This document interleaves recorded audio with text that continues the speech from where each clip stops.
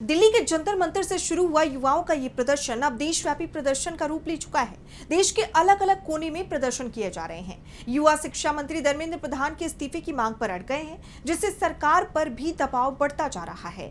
और अब सरकार ने युवाओं की मांग मानते हुए कॉकरोच जनता पार्टी के साथ बैठक की, साथ ही कैबिनेट बैठक में भी अहम फैसला लिया।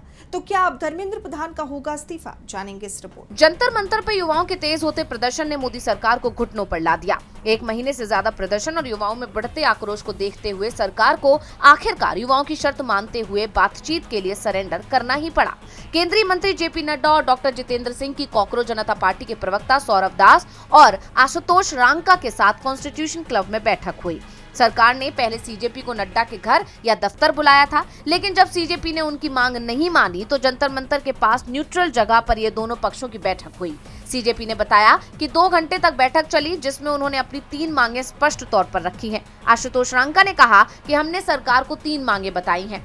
सीजेपी की प्रमुख डिमांड, छात्रों पर एक्शन के लिए सरकार माफी मांगे, शिक्षा मंत्री धर्मेंद्र प्रधान का तुरंत इस्तीफा हो, पीड़ित परिवारों के लिए 1-1 करोड़ रुपए का मुआवजा दिया जाए।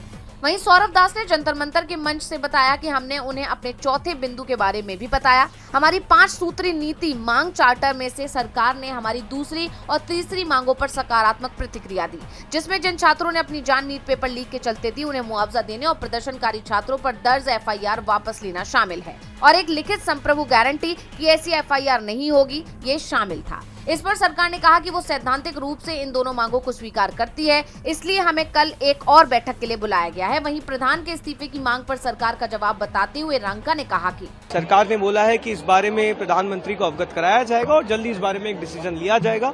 कल दोपहर में सरकार ने फिर से एक और मुलाकात की बात की है और हमने बताया है कि हमें जल्द ही अब एक ठोस निर्णय इस मुद्दे पर चाहिए, वरना हम एक और नेशनल कॉल देने को मजबूर होंगे। इसके अलावा अभिजीत दीपके का भी बयान आया। उन्होंने कहा अगर प्रधान का नहीं तो फिर प्रधानमंत्री का इस्तीफा चाहिए। इस बीच सरकार ने कैबिनेट बैठक में पेपर लीक संशोधन प्रस्ताव को मंजूरी भी देती है, जिसमें पेपर लीक के मामलों में 10 साल की सजा और 10 करोड़ रुपए के जुर्माने का प्रावधान है। इस बिल को 27 जुलाई को संसद में पेश किया जा सकता है। जिस तरह सरकार अब एक के बाद एक युवाओं की डिमांड मानने को मजबूर नजर आ रही है, उससे साफ है कि वो कितने दबाव में है। यही वजह है कि उसकी तरफ से प्रदर्शन को और बढ़ने से रोकने की कोशिश भी की जा रही है। जंतर मंतर पर पहुंचने वाली भीड़ को रोकने के लिए अब नई दिल्ली मेट्रो स्टेशन भी बंद कर दिया गया है, यानी डीएमआरसी ने कुल 18 स्टेशन बंद कर दिए हैं। वहीं सरकार की तरफ से सोनम वांगचुक का अनशन खत्म करवाने के लिए भी एड़ी चोटी का जोर लगा दिया गया और आखिरकार 27वें दिन सरकार के लिखित आश्वासन के बाद वांगचुक ने अपना अनशन खत्म कर दिया। लेकिन अब भी सरकार के लिए युवाओं के गुस्से को शांत करना आसान नहीं दिख रहा। युवा शिक्षा मंत्री के इस्तीफे की मांग पर अड़े हुए हैं। ऐसे में अब सबकी नजरें सरकार के फैसले पर टिकी हुई हैं और सरकार ने 25 जुलाई को 2 बजे तक का समय मांगा है। डीवी लाइव की रिपोर्ट।